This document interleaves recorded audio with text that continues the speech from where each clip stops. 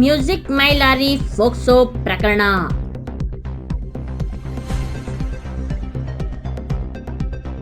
Medical ಮುಗಿಸಿ court ಕರೆದೊಯ್ದ ಪೊಲೀಸರು. Medical ನಂತರ ಘಟನೆ ಬಗ್ಗೆ ಮಾಧ್ಯಮಗಳಿಗೆ ಮ್ಯೂಸಿಕ್ ಮೈಲಾರಿ ಸ್ಪಷ್ಟನೆ.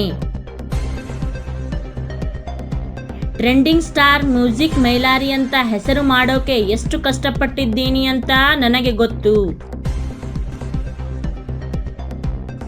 ಸ್ಟ್ರಗಲ್ ಮಾಡಿ ಬಡತನದಿಂದ ಬಂದಿದ್ದೀನಿ.